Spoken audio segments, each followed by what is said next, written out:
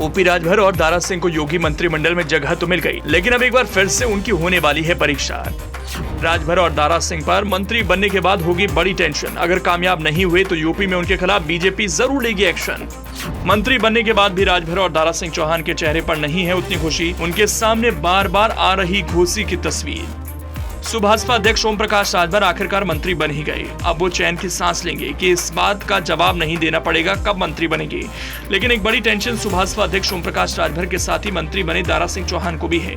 एक तरह से दोनों की राजनीति के लिए अभी डू और डाई वाली स्थिति आने वाली है।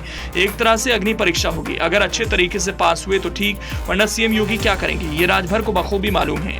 पिछड़ी जाति के वोटों को ध्यान में रखकर बीजेपी ने इन दोनों नेताओं को लोकसभा चुनाव के पहले इनकी बहुप्रतीक्षित मांग को पूरा कर दिया। लेकिन सवाल यह है, क्या ओपी राजभर और दारा सिंह चौहान बीजेपी को फायदा पहुंचा सकेंगे? क्या पूर्वांचल की जिन सीटों को बीजेपी 2019 में जीतने से चूक गई थी, या 2022 के विधानसभा चुनावों में जिन जगहों से बीजेपी का सुपड़ा साफ हो गया था, वहां इन दोनों नेताओं की मदद से पार्टी विजयी पताका फहरा सकेगी? यूपी में बीजेपी ने लोकसभा चुनाव में 80 सीटें जीतने का लक्ष्य रखा है।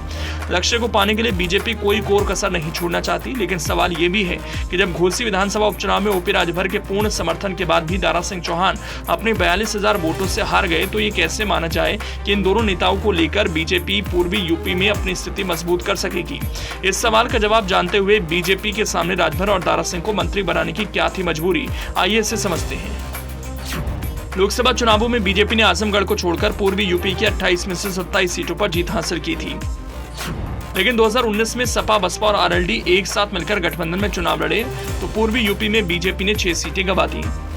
इसके पीछे सबसे बड़ा कारण यह माना गया कि ओम प्रकाश राजभर की पार्टी एनडीए में नहीं थी। राजभर की पार्टी सुभाषपा ने 24 सीटों पर अपने उम्मीदवार उतारे थे। राजभर एक भी सीट नहीं जीत पाए, लेकिन उन्होंने बीजेपी की हार की स्क्रिप्ट तैयार कर दी थी। दावा किया जाता है राजभर की ताकत वाराणसी, जौनपुर, घोसी, लालगंज, गाजीपुर, अंबेडकर नगर, सलेमपुर, आजमगढ़, बलिया, चंदौली, इलाहाबाद, फैजाबाद, बस्ती, गोरखपुर, मछली शहर, भदोही सीट पर भी दिखती है।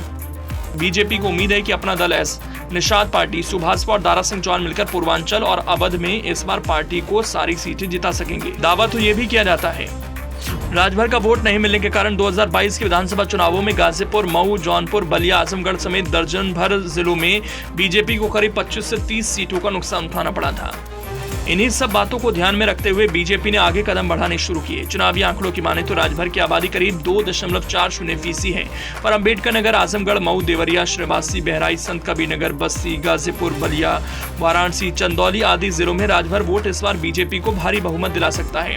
पूर्वी यूपी के मऊ, गाजीपुर, बलिया आदि जिलों में पिछड़े मतदाताओं की संख्या बीजेपी को हमेशा से भारी पड़ती रही। पार्टी में निषादों के नेता संजय निषाद और अपना दल एस पहले से साथ हैं। इसके साथ ही ओम प्रकाश राजभर की एनडीए में वापसी तो करा ली गई, फिर भी समीकरण अभी बीजेपी के पक्ष में नहीं बन रहे थे। इसलिए नोनिया मतदाताओं के बीच अच्छी पकड़ रखने वाले दारा सिंह चौहान को भी पार्टी में लाया गया। बलिया, सलेमपुर, घोसी, गाजीपुर जैसी पूर्वांचल की सीटों पर नोनिया समुदाय के मतदाता ऐसी स्थिति में हैं कि वो जिस भी खेमे में जाते हैं उनकी जीत की संभावना बढ़ जाती है। 2019 के लोकसभा चुनाव में घोसी और गाजीपुर में बीजेपी को बीएसपी से हार मिली थी। यहाँ तक कि मनोज सिन्हा जैसे कद्दावर नेता को भी गाजीपुर में हार का सामना करना पड़ा। बीजेपी बड़ी मुश्किल से बलिया और मछली शहर सीट जीत सकी। ऐसे में पार्टी को उम्मीद है कि ओम प्रकाश राजभर और दारा सिंह चौहान जैसे नेताओं के सहारे राजभर और नोनिया वोटों को जोड़कर पूर्वांचल की हर सीट जीती जा सकेगी। लेकिन घोसी विधानसभा उपचुनाव में सारे समीकरण बीजेपी के पक्ष में थे। इसके बावजूद समाजवादी पार्टी ने चुनाव जीतकर ओम प्रकाश राजभर और दारा सिंह चौहान की ताकत की कलाई खोल कर रख दी। इस चुनाव में सपा के सुधाकर सिंह ने भाजपा के दारा सिंह चौहान को 42,267 मतों से हरा दिया था, जबकि पूरा मंत्रिमंडल और सरकारी मशीनरी इस चुनाव को जिताने में लगा दी गई थी। दरअसल इसी सीट से साल 2022 के विधानसभा चुनाव में दारा सिंह चौहान ने सपा प्रत्याशी के रूप में जीत हासिल की थी, लेकिन एक साल के भीतर ही उन्होंने विधानसभा सदस्यता से इस्तीफा देकर भाजपा ज्वाइन कर ली।